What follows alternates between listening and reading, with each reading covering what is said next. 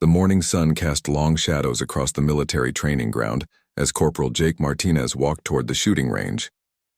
He had been assigned to oversee the new batch of recruits, but today felt different. Something in the air suggested this wouldn't be just another routine training session. As he approached the firing line, he noticed a lone figure already positioned at the furthest shooting station. The person was smaller than the typical recruit, wearing standard military fatigues that seemed slightly too large. From behind, Jake couldn't tell much about this early bird, but he appreciated dedication when he saw it.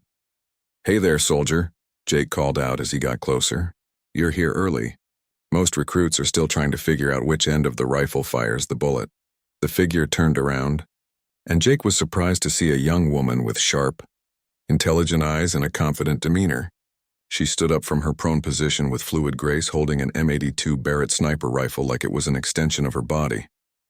"Corporal," she said with a slight nod. "I wanted to get some practice in before the others arrived." "I hope that's okay."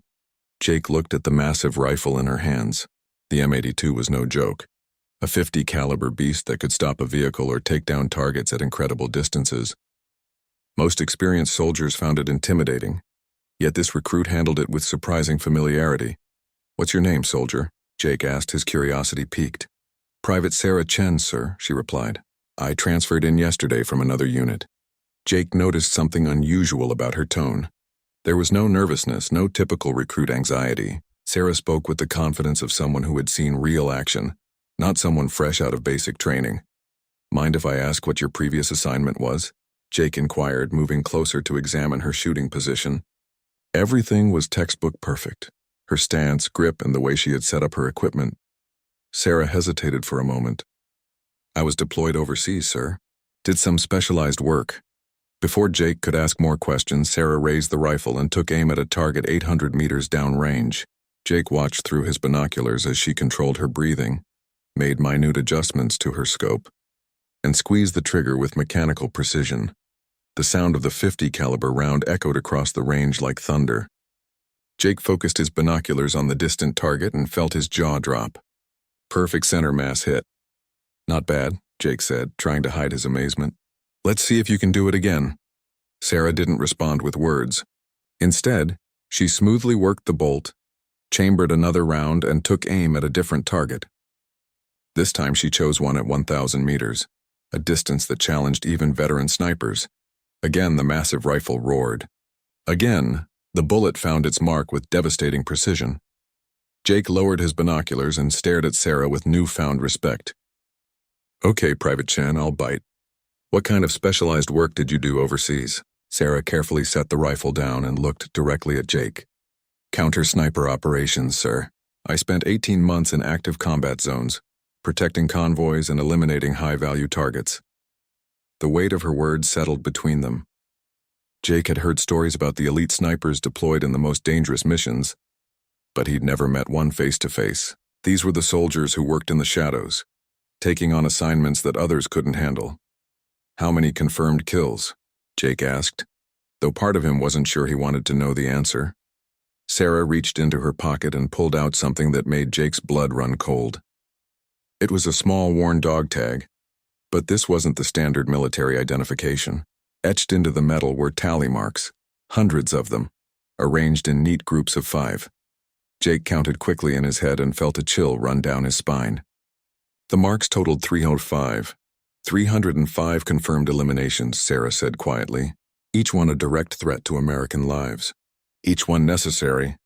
Jake had seen plenty of combat himself, but nothing on this scale. Sarah was barely 25 years old, yet she had more confirmed kills than legendary snipers who had served for decades.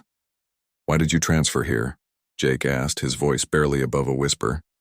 Sarah picked up the M82 again and checked its mechanisms with practiced efficiency. "I needed a break from active duty, but I couldn't completely step away from what I do best. They assigned me here to help train the next generation of marksmen." As she spoke, Jake noticed subtle signs of the toll her service had taken. There was a slight tremor in her hands when she wasn't holding a weapon, and her eyes occasionally darted to scan the surrounding area, behaviors typical of soldiers who had spent too much time in hostile territory. "The thing is, Corporal," Sarah continued, "most people see the numbers and think it defines me. They see 305 and assume I'm some kind of killing machine, but every single one of those shots was taken to save lives. Every target eliminated meant American soldiers could go home to their families. Jake nodded slowly. He was beginning to understand the burden Sarah carried. Each mark on that dog tag represented not just an enemy eliminated, but a weight on her soul that would never fully lift. "So what happens now?" Jake asked. "You're here to train recruits how to shoot?" Sarah smiled for the first time since their conversation began. "Among other things. But first I need your help with something. My rifle jammed during my last mission, and I haven't been able to fix it properly. The mechanism isn't cycling correctly, and it's throwing off my accuracy." She handed the M82 to Jake, and he could immediately feel that something was wrong. The bolt didn't move as smoothly as it should, and there was a slight grinding sensation when he worked the action. "I've been trying to fix it myself," Sarah explained, "but I think it needs a complete rebuild of the firing mechanism. Without a properly functioning rifle, I can't do my job effectively." Jake examined the weapon more closely. Despite the mechanical issues, he could see that Sarah had maintained it meticulously. Every surface was clean, every component properly lubricated. This wasn't a rifle that had been neglected. It had simply reached the limit of what it could endure after months of intensive combat use. "I know someone who can help," Jake said, "but first I think the other recruits should meet you. They need to understand what real marksmanship looks like." Sarah nodded, but there was something in her expression that suggested she wasn't entirely comfortable with the attention her reputation might bring. The other recruits began arriving at the shooting range just as Jake was finishing his examination of Sarah's rifle. There were 12 of them, fresh-faced young soldiers who had completed basic training but had never seen real combat. They gathered around the equipment table, joking and laughing with the nervous energy that came with trying something new. "Listen up, everyone," Jake called out, his voice carrying across the range. "We have someone special joining us today. This is Private Sarah Chen, and she's going to be helping with your marksmanship training." The recruits looked at Sarah with curiosity, but no particular reverence. To them, she appeared to be just another soldier, perhaps someone who had been assigned to assist the corporal. They had no idea they were standing in the presence of one of the most lethal snipers in military history. "Private Chen," Jake continued, "why don't you show these recruits what proper shooting technique looks like?" Sarah nodded and picked up her jammed rifle. Even though the weapon wasn't functioning correctly, she could still demonstrate the fundamentals of marksmanship. She moved to the firing line and assumed a prone position with the fluid grace of someone who had done this thousands of times. "The most important thing about long-distance shooting," Sarah began, her voice calm and instructional, "is understanding that you're not just aiming at a target. You're calculating wind speed, humidity, temperature, elevation, and about a dozen other factors that can affect your shot." One of the recruits, a cocky young man named Thompson, snorted dismissively. "Come on, it can't be that complicated. Point and shoot, right? I was captain of my high school rifle team." Sarah turned to look at him, and something in her eyes made Thompson take a step back. "You think it's easy?" she asked quietly. "Let me tell you about a shot I took 6 months ago." The range fell silent as Sarah continued. "I was positioned on a rooftop in a hostile city, 200 meters from my target. The enemy sniper had already killed 3 of our soldiers and wounded 5 more. Every minute I delayed meant more American lives at risk." She paused to check her rifle's scope, making adjustments with practiced precision. The wind was gusting at 15 miles per hour from the southwest. The temperature was 105 degrees, and I had to account for the fact that my target was moving. I had 1 shot to make it count. Thompson and the other recruits were now listening intently. Sarah's matter-of-fact tone made her story even more compelling than if she had been trying to impress them. "I spent 40 minutes calculating the shot," Sarah continued. "Wind speed, bullet drop, target movement patterns, even the rotation of the earth. When I finally pulled the trigger, the bullet traveled for nearly 2 seconds before reaching its target." "Did you hit him?" asked a female recruit named Rodriguez, her eyes wide with fascination. Sarah looked down at her rifle, then back at the group. "Target eliminated. 1 shot, 147 meters. My spotter confirmed the hit, and the threat to our convoy was neutralized." The mood among the recruits had shifted completely. They were no longer looking at Sarah as just another instructor. They were beginning to realize that she had real combat experience, the kind they had only read about in training manuals. Jake decided it was time to reveal the full truth. "Private Chen, would you mind showing the recruits your service record?" Sarah hesitated for a moment, then reached into her pocket and pulled out the dog tag with the etched tally marks. She handed it to Thompson, who had been the most skeptical of the group. Thompson looked at the tag, and Jake watched as the young man's face went pale. "What are these marks?" he asked, though his voice suggested he already suspected the answer. "Confirmed kills," Sarah replied simply. "Each mark represents an enemy combatant eliminated in the line of duty." Thompson began counting the marks, his lips moving silently. When he reached the total, his hands began to shake slightly. 305, he whispered. The other recruits crowded around to see the dog tag for themselves. Jake could see a mixture of awe, fear, and respect in their faces as they processed what they were seeing. "Holy shit," Rodriguez breathed, then quickly caught herself. "Sorry, ma'am." "I mean, that's incredible." Sarah took the dog tag back and returned it to her pocket. "Each one of those marks represents a threat to American soldiers. I didn't take those shots because I wanted to, but because I had to. That's what it means to be a sniper in a combat zone." The weight of her words settled over the group like a heavy blanket. These recruits had joined the military with romantic notions of heroism and glory. But Sarah was showing them the harsh reality of modern warfare. "How old were you when you made your first kill?" asked another recruit, a quiet young man named Foster. 19, Sarah replied. "Fresh out of sniper school, deployed to my first combat zone. I was terrified, but I had a job to do. My spotter and I were protecting a supply convoy when we came under attack. The enemy had positioned a sniper in a bell tower about 800 meters away." She paused to adjust her rifle's bipod, using the mechanical action as a way to center herself emotionally. "My spotter identified the target and gave me the range and wind data. I took the shot and the threat was eliminated. That night I couldn't sleep. But the next morning I learned that my shot had prevented an ambush that could have killed dozens of our soldiers." Thompson, who had been so cocky earlier, now looked humbled and slightly sick. "How do you deal with it? Knowing that you've killed so many people?" Sarah looked directly at him, and Jake could see the wisdom that came from experiencing things no young person should have to endure. "You remember why you're doing it. Every shot I took was to protect American lives. Every target eliminated meant that our soldiers could complete their mission and go home to their families." She stood up from the firing line and faced the group of recruits. "But let me be clear about something. Being a sniper isn't about the number of kills you rack up. It's about precision, patience, and making the right decision under impossible pressure. Sometimes the most important thing a sniper can do is not take a shot." "What do you mean?" Rodriguez asked. 2 months ago, I had a target in my sights. High-value enemy combatant, confirmed threat to our operations. But as I was preparing to take the shot, I saw a child run into my line of fire. Instead of shooting, I held my position for 6 hours until I had a clear shot that wouldn't endanger the innocent. Sarah's rifle made a clicking sound as she worked the bolt, reminding everyone of the mechanical problem they were supposed to be addressing. That's the difference between a good sniper and a great one. A good sniper can hit their target. A great sniper knows when not to shoot. Jake stepped forward, recognizing that the recruits needed time to process what they had just learned. "All right, everyone. Private Chen has given you a lot to think about. Let's get back to the basics of marksmanship training." But as the recruits began setting up their rifles, Jake could see that everything had changed. They moved with more purpose now, understanding that the skills they were learning weren't just for training exercises. They might one day need these abilities in real combat situations. Sarah remained at the firing line, still struggling with her jammed rifle. The mechanical problem was becoming more apparent as she tried to cycle the bolt. Jake realized that fixing this weapon wasn't just about maintaining equipment. It was about restoring the tool that had kept Sarah alive through countless missions. "Private Chen," Jake said quietly, "let's get that rifle to the armorer.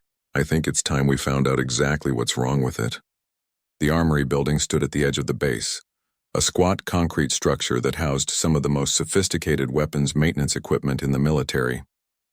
Jake led Sarah through the heavy steel doors, carrying her malfunctioning M82 with the reverence it deserved. The rifle had served faithfully through countless missions, and now it needed expert attention to return to fighting condition. Master Sergeant Robert Tank Williams looked up from the workbench where he was reassembling a machine gun. Tank was a legend in his own right, a 30-year veteran who had maintained weapons for every major military operation of the past 3 decades. His hands, scarred from years of working with metal and machinery, moved with the precision of a master craftsman. Well, Tank said, his gravelly voice echoing in the workshop. Jake Martinez bringing me a broken toy. What do we have here? Jake set the rifle carefully on Tank's main workbench. M82 with cycling issues, bolts sticking, and the action isn't smooth. The owner says it jammed during her last mission. Tank's eyes immediately focused on the weapon with professional interest. He had worked on thousands of rifles over his career. But the M82 Barrett was special, a precision instrument that demanded the highest level of maintenance and care. He began his examination by working the bolt action, immediately sensing the problem. Owner, huh? Tank looked at Sarah with curiosity. You the soldier who's been putting this rifle through its paces? Sarah nodded. Yes, Master Sergeant. It served me well overseas, but something went wrong during my final mission. The bolt seized up just when I needed it most. Tank's expression changed as he processed the implications of what Sarah had just said. A rifle jamming during a combat mission wasn't just an equipment failure. It was a life-or-death situation. Tell me about when it happened. Sarah glanced at Jake, who nodded encouragingly. I was providing overwatch for an extraction mission. High-stress situation, multiple targets, and my rifle had been performing perfectly all day. Then when I needed to take a critical shot, the bolt wouldn't cycle properly after firing. Tank continued his examination, removing the bolt assembly and studying each component under a magnifying light. How many rounds you think you put through this rifle during your deployment? Approximately 8,000 rounds, Sarah replied without hesitation. Plus countless dry fire exercises and cleaning sessions. Tank let out a low whistle. 8,000 rounds of .50 caliber through a single rifle is serious business. Most weapons don't see that kind of action in their entire service life. He held up a small metal component. Here's part of your problem. The firing pin spring is completely compressed. Lost its tension after all that use. Jake leaned in to look at the tiny spring Tank was holding. To the untrained eye, it looked like an insignificant piece of metal, but he understood that in precision weapons every component mattered. Is that fixable? Sarah asked, concern evident in her voice. Tank smiled and moved to a cabinet filled with hundreds of small drawers, each labeled with part numbers and specifications. Fixable? Honey, I can make this rifle shoot better than it did when it rolled off the assembly line, but first I want to understand something. He returned to the workbench carrying a box of replacement parts. Jake tells me you've got some serious experience with this weapon.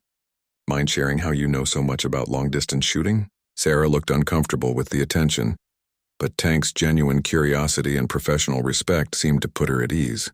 I went through advanced sniper training at Fort Benning, then specialized counter-sniper school at Quantico. Deployed overseas for 18 months of active combat operations. Tank nodded approvingly as he began disassembling more of the rifle's internal mechanisms. That's serious training. Most soldiers never get past basic marksmanship. What made you want to become a sniper? The question seemed to catch Sarah off guard. She was quiet for a moment, watching Tank's skilled hands work on her rifle. My brother was killed by an enemy sniper during his second deployment. I decided that if I could become better than them, I could prevent other families from going through what mine did. The workshop fell silent except for the sounds of Tank's tools working on the rifle components. Jake felt the weight of Sarah's motivation settle over them. This wasn't just about military service or career advancement. It was personal. Tank looked up from his work, his experienced eyes studying Sarah with new understanding.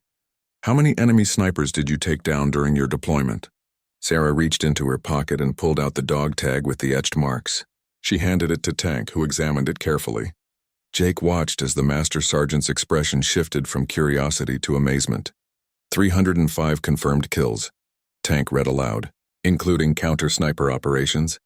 When Sarah nodded, Tank set the dog tag down carefully. In 18 months, you eliminated more enemy combatants than most snipers do in entire careers. It wasn't about the numbers, Sarah said firmly. Each shot was necessary. Each target eliminated meant American soldiers could complete their missions and return home safely. Tank returned to working on the rifle, but Jake could see that his approach had changed. He was no longer just repairing a weapon, he was restoring a tool that had saved countless American lives. This rifle, Tank said as he examined the barrel, has been through hell and back. Look at these wear patterns on the chamber. This weapon has been fired in extreme conditions, heat, cold, sand, rain. Most rifles would have failed completely under this kind of stress. He held up the bolt assembly to show Jake and Sarah. See these stress fractures in the bolt face? These developed gradually over thousands of rounds. Your rifle was telling you it needed attention, but it kept functioning because you maintained it so well. Sarah stepped closer to examine the damaged components. I cleaned it every day, sometimes twice a day if conditions were particularly harsh. I knew my life depended on it functioning perfectly. Smart girl, Tank said approvingly. Most soldiers treat their weapons like tools. You treated this rifle like a lifeline, which is exactly what it was. He began laying out replacement parts on a clean cloth. I'm going to completely rebuild the firing mechanism, replace the bolt assembly and retrue the barrel. When I'm done, this rifle will shoot better than new. Jake watched Tank work with fascination. The Master Sergeant's hands moved with the confidence of someone who had performed these repairs thousands of times, but there was something different about his approach to Sarah's rifle. He was taking extra care, double-checking every measurement and adjustment. How long will the repairs take? Sarah asked. Tank looked at the clock on the wall. Normally I'd say 3 or 4 days for a complete rebuild like this. But considering what this rifle has done for our people overseas, I'll have it ready by tomorrow morning. Master Sergeant. You don't need to rush it for me, Sarah protested. Tank paused in his work and looked directly at her. Young lady, you carried this rifle through 18 months of combat and eliminated 305 enemy threats to American forces. The least I can do is make sure you have a perfectly functioning weapon as quickly as possible. He resumed his work, installing a new firing pin spring with meticulous precision. Besides, I have a feeling that your time here isn't going to be just about training recruits. Soldiers with your skills don't usually get assigned to quiet bases unless something important is about to happen. Jake and Sarah exchanged glances. Tank was known for his ability to read between the lines of military assignments, and his comment suggested he suspected there was more to Sarah's transfer than routine duty rotation. What makes you say that? Jake asked. Tank smiled knowingly as he began reassembling the bolt mechanism. 30 years in the military teaches you to recognize patterns. Elite snipers don't get pulled from combat zones and assigned to training duty unless command has something specific in mind for them. He held up the newly assembled bolt, checking its alignment and smooth operation. Mark my words. Within a month, Private Chen is going to receive orders for something that requires her very particular set of skills. The next morning arrived with a crisp autumn chill that made perfect conditions for long-range shooting. Sarah stood at the armory door at 600 hours sharp, waiting for Tank to hand over her rebuilt rifle. She had spent the night thinking about what the Master Sergeant had said about her assignment, wondering if there was truth to his suspicions about her future orders. Tank emerged from the building carrying the M82, but the weapon looked different now. Every surface had been cleaned and polished until it gleamed like new. The stock had been refinished, the scope had been recalibrated, and the barrel showed no signs of the wear it had accumulated during months of combat use. Private Chen, Tank said with obvious pride in his work, I present to you a rifle that's better than the day it left the factory. New firing pin assembly, rebuilt bolt mechanism, and I took the liberty of installing an upgraded trigger group that'll give you a cleaner break. Sarah accepted the rifle with the reverence of someone receiving a sacred object. She immediately began her inspection routine, checking every component and system with the thoroughness that had kept her alive in combat zones. The bolt cycled smoothly, the trigger had a crisp feel, and the overall balance of the weapon felt perfect. Master Sergeant, this is incredible work, Sarah said, genuinely amazed at the transformation. It feels like a completely different rifle. Same rifle, just restored to its full potential, Tank replied. Now I suggest you take it to the range and put it through its paces. I want to make sure everything is functioning correctly before you rely on it again. Jake appeared around the corner of the armory building, having anticipated that Sarah would want to test her rifle first thing in the morning. Ready to see what Tank's magic touch accomplished?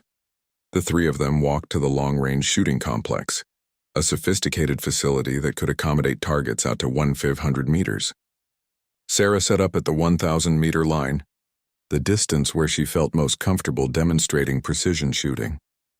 As she prepared her shooting position, Jake noticed that other personnel had begun gathering around the range. Word had spread quickly through the base about the sniper with 305 confirmed kills, and soldiers were curious to see her abilities firsthand.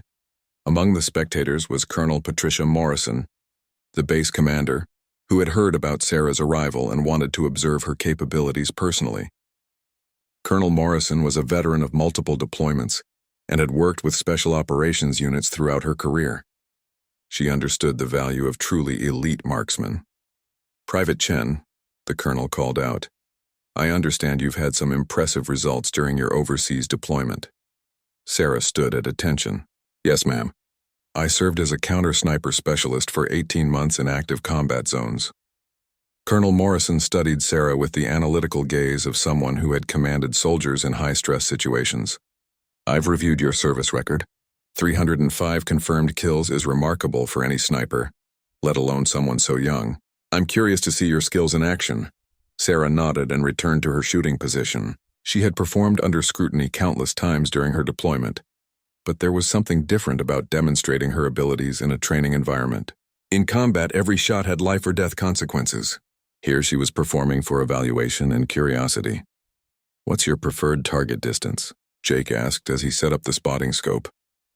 "Let's start at 800 meters and work our way out," Sarah replied, settling into her prone position behind the rebuilt rifle. "I want to make sure Tank's modifications didn't change the rifle's fundamental characteristics." She loaded a single round into the chamber and took aim at the designated target.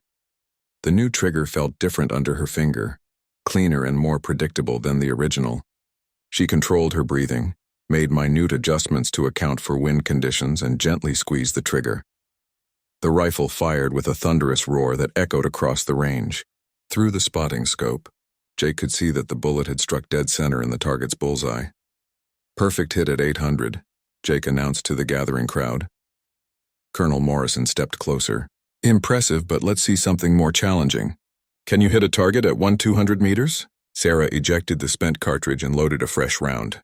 The 200-meter target was barely visible to the naked eye, requiring precise calculation of bullet drop and wind drift. She spent several minutes studying the environmental conditions through her scope, making mental calculations that combined mathematics with hard-earned experience. The second shot rang out across the range. This time there was a longer pause as Jake adjusted the spotting scope to focus on the distant target. "Dead center hit at 200 meters, Jake announced, his voice carrying a note of amazement. The gathered soldiers began murmuring among themselves. Hitting targets at extreme range required a combination of skill, knowledge, and instinct that few marksmen ever developed. Sarah was making shots that most snipers would consider nearly impossible. "One more test," Colonel Morrison said, her interest clearly piqued. "There's a steel plate at 400 meters. It's a much smaller target than the paper bullseyes you've been hitting. Think you can manage it?" Sarah looked through her scope at the distant steel plate. It was roughly the size of a dinner plate, barely visible even through her high-powered optics. The shot would require perfect calculation and execution, with no margin for error. "The wind has shifted since my last shot," Sarah observed, making adjustments to her scope. "Temperature has dropped 2 degrees, which will affect bullet velocity. And at this distance, I need to account for the Coriolis effect." Tank, who had been watching quietly, stepped forward with obvious interest. Most snipers never even learn about Coriolis effect, let alone factor it into their shots.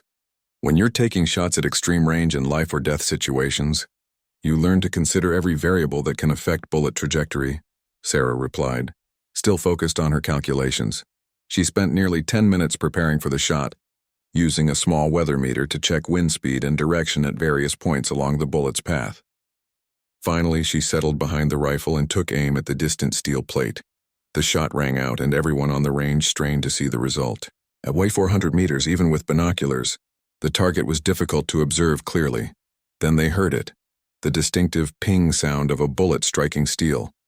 The crowd erupted in amazed conversation. Jake confirmed the hit through his spotting scope, and Colonel Morrison shook her head in disbelief. "Private Chen," the colonel said, "I've been in the military for 22 years and I've never seen shooting like that. Your reputation doesn't do justice to your actual abilities." Sarah carefully unloaded her rifle and engaged the safety. "Thank you, ma'am. Tank did excellent work rebuilding the rifle. It's performing better than ever." As the demonstration concluded, Colonel Morrison approached Sarah privately. Private, I have a question that goes beyond today's impressive display. Are you prepared to return to active duty if the need arises? Sarah looked directly at the colonel. Ma'am, I serve at the pleasure of the United States Army. If my country needs my skills, I'm ready to deploy wherever I'm ordered. The colonel nodded thoughtfully. I ask because we've received intelligence suggesting that enemy snipers are being deployed in a new theater of operations. Soldiers with your level of expertise may be needed sooner than expected. Jake felt a chill run down his spine as he realized that Tank's prediction from the previous day was proving accurate. Sarah's assignment to their base might not be the quiet training duty it had initially appeared to be. What kind of threat are we talking about? Sarah asked, her tone becoming more serious. Colonel Morrison glanced around to ensure their conversation remained private. Enemy snipers with advanced training and equipment. Our intelligence suggests they're responsible for casualties among American forces in the region. We may need someone with your proven ability to counter that threat. Sarah nodded grimly. How soon might such a deployment happen? Could be days, could be weeks, the colonel replied. But I wanted to ensure you're mentally and physically prepared for the possibility. Today's demonstration confirms that your skills remain sharp. As they walked back from the range, Jake couldn't shake the feeling that their quiet training assignment was about to become much more complicated. 3 weeks after the shooting demonstration, Sarah had settled into a routine at the training base. She spent her mornings working with the new recruits, teaching them fundamentals of marksmanship that went far beyond simply hitting targets. Her afternoons were dedicated to maintaining her own skills and keeping her rebuilt rifle in perfect condition. The recruits had transformed under her instruction. Thompson, who had initially been skeptical of her abilities, now hung on her every word during training sessions. Rodriguez had shown remarkable improvement in her shooting technique. Even Foster, the quiet recruit who rarely spoke, had begun asking thoughtful questions about wind reading and ballistic calculations. But Jake could see that Sarah was restless. She tried to hide it, maintaining her professional demeanor during training, but he noticed subtle signs that suggested she missed the intensity and purpose of active combat operations. She would sometimes stare off toward the horizon, lost in thoughts about places and missions that existed far beyond the safety of their training facility.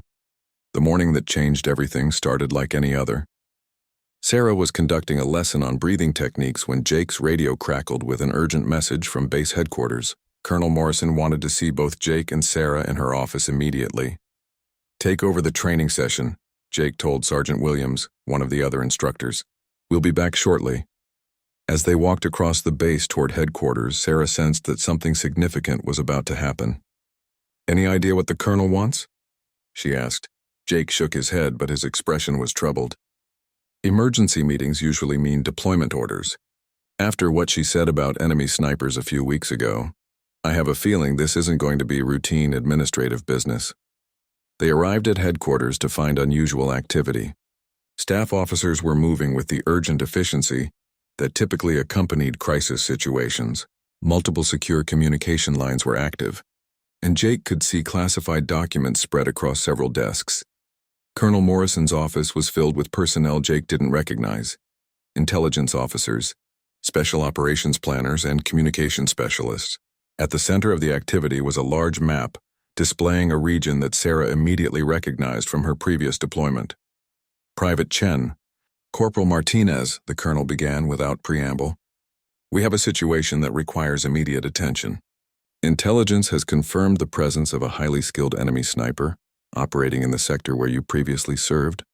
Private Chen, she gestured to the map, pointing to a specific area marked with red indicators. Over the past 2 weeks, this individual has killed 7 American soldiers and wounded 12 others. All casualties were precision shots at extreme range, suggesting we're dealing with someone with training and equipment comparable to our own elite snipers. Sarah studied the map carefully, recognizing terrain features and operational areas from her previous deployment. What do we know about this sniper's capabilities? An intelligence officer stepped forward to answer. Confirmed kills at ranges exceeding 1,000 meters, evidence of advanced ballistic knowledge, and the ability to operate effectively in various environmental conditions. Most concerning is the pattern of attacks. This individual appears to be specifically targeting our sniper teams and forward observers. The implications were clear to everyone in the room. An enemy sniper who was hunting American snipers represented a threat that required immediate and decisive response. We need someone deployed to counter this threat, Colonel Morrison continued, looking directly at Sarah. Someone with proven ability to engage enemy snipers on their own terms. Private Chen, are you prepared to return to active combat duty? Sarah didn't hesitate. Yes, ma'am. When do I deploy? Transport leaves in 6 hours, the colonel replied. You'll be attached to Bravo Company, 2nd Battalion, who are currently operating in the affected sector. Your mission is to locate and eliminate the enemy sniper before he can inflict additional casualties on American forces. Jake felt a mixture of pride and concern as he watched Sarah absorb the mission details. He had seen her skills firsthand and knew she was probably the best person for this assignment. But he also understood the dangers involved in hunting another skilled sniper. What support will I have? Sarah asked, already shifting into the focused mindset of a combat sniper. You'll have a spotter from the unit you're joining, the intelligence officer explained. Sergeant First Class Marcus Johnson, highly experienced with multiple deployments. He's been briefed on your background and is prepared to work with you. Sarah nodded. What about equipment and ammunition? Tank appeared in the doorway, carrying a large case that contained Sarah's rebuilt rifle and associated equipment. Everything you need, including 200 rounds of match-grade ammunition and a complete backup weapon system, he announced. I've also included some specialized rounds that might prove useful in your specific mission. The room buzzed with final preparations as mission planners coordinated transportation, communications, and logistical support. Sarah felt the familiar surge of adrenaline that accompanied deployment preparations, mixed with the weight of responsibility that came with such dangerous assignments. Private Chen, Colonel Morrison said privately, I want you to understand the significance of this mission. The enemy sniper you're being sent to eliminate has disrupted our operations in that sector. Until he's neutralized, we can't effectively protect our forces or complete our objectives. Sarah understood perfectly. Ma'am, I'll find him and eliminate the threat. Jake watched as Sarah transformed before his eyes. The instructor who had been patiently teaching recruits to shoot was being replaced by the combat sniper who had survived 18 months of active operations and eliminated 305 enemy combatants. How long do you think the mission will take? Jake asked. Sarah considered the question carefully. Hunting another skilled sniper isn't like engaging regular targets. He knows we'll send someone after him, so he'll be prepared and watching for threats. It could take days or weeks to get the opportunity I need. She paused, checking her equipment with the methodical thoroughness that had kept her alive in previous missions. But I'll find him. Snipers like this operate in patterns, and patterns can be analyzed and predicted. Once I understand how he works, I'll be able to position myself for the shot. Tank handed her the case containing her rifle. This weapon is in perfect condition, he said seriously. It won't let you down when you need it most. Thank you, Master Sergeant, Sarah replied. Your work may save my life out there. As the meeting concluded and final preparations began, Jake realized that he might never see Sarah again. Combat missions against enemy snipers were among the most dangerous assignments in modern warfare, with success never guaranteed regardless of skill level. Be careful out there, he said as they walked toward the transportation area. Sarah shouldered her equipment bag and checked her watch. I will be. And Jake, thank you for everything you've done. Working with those recruits reminded me why I became a sniper in the first place, to protect American soldiers and help them complete their missions safely. The helicopter that would begin Sarah's journey back to combat was already warming up on the landing pad. As she walked toward it, Jake couldn't help but think about the medallion in her pocket with its 305 etched marks. By the time she returned, if she returned, that number would likely be higher. But he also knew that somewhere in a dangerous combat zone, an enemy sniper was about to face the most lethal marksman the American military had ever produced. The hunt was about to begin, and Sarah Chen was ready for whatever challenges awaited her. 2 weeks into her deployment, Sarah lay motionless on a rocky outcrop 200 meters from where intelligence suggested the enemy sniper was operating. She had been in position for 8 hours, studying the terrain through her scope and looking for any sign of her target. The rebuilt rifle lay perfectly still beside her, ready for the shot that could end the threat to American forces. Sergeant First Class Marcus Johnson lay beside her, serving as her spotter and providing crucial support for what had become the most challenging hunt of Sarah's career. Marcus was a veteran with 6 deployments under his belt, and his experience in the region had proven invaluable in tracking their dangerous quarry. "Anything," Marcus whispered, his voice barely audible even at close range. Sarah continued scanning through her scope. "Nothing yet. But he's here somewhere. The attack pattern suggests he operates from this general area, and the terrain provides excellent concealment for a skilled sniper." For 2 weeks, they had been engaged in a deadly game of cat and mouse with an enemy sniper who had proven to be everything intelligence had suggested. Highly skilled, well-equipped, and extremely dangerous. He had already killed 2 more American soldiers since Sarah's arrival, both precision shots that demonstrated his lethal capabilities. "Movement. 2 o'clock, 800 meters, Marcus reported quietly, studying the distant terrain through his spotting scope. Sarah smoothly shifted her aim toward the indicated position. Through her scope, she could see what appeared to be a slight disturbance in the camouflaged position among the rocks. It could have been wind-moving debris, or it could have been her target making a subtle adjustment to his own position. "Can you confirm?" Sarah asked, keeping her crosshairs focused on the suspected location. Marcus spent several minutes studying the area through his more powerful spotting scope. "Possible sniper position. The camouflage is good, but there's something artificial about the way those rocks are arranged." Sarah made minute adjustments to her scope, accounting for the range, wind conditions, and elevation difference. At 800 meters, she would need to be perfect. There would be no second chance if their target detected their presence. "I need positive identification before I can take the shot," Sarah said, maintaining her focus on the suspected position. "If that's just a well-camouflaged observation post with friendlies, we could create an international incident." They waited. Patience was perhaps the most important virtue for a sniper, and Sarah had learned during her previous deployment that rushing often led to missed opportunities or catastrophic mistakes. The enemy sniper had survived this long because he was cautious and methodical, qualities she would need to match if she hoped to succeed. After 30 minutes of observation, their patience was rewarded. Sarah saw a brief glint of reflected light from the suspected position, the unmistakable flash of sunlight hitting a scope lens. "Confirmed enemy sniper," Sarah reported quietly. "I have a partial target at 800 meters. Marcus quickly checked wind conditions and confirmed the range with his laser rangefinder. "Wind is steady at 5 miles per hour from the southeast. Range confirmed at 797 meters. You are clear to engage." Sarah controlled her breathing and began her final preparations for the shot. This wasn't just about eliminating a single enemy combatant. This shot would determine whether American forces could operate safely in this sector, and whether the 7 soldiers already killed by this sniper would be avenged. Through her scope, she could now see enough of her target to understand his position and estimate his next movement. The enemy sniper was well concealed, but he was also focused on his own target acquisition, making him vulnerable to attack from Sarah's position.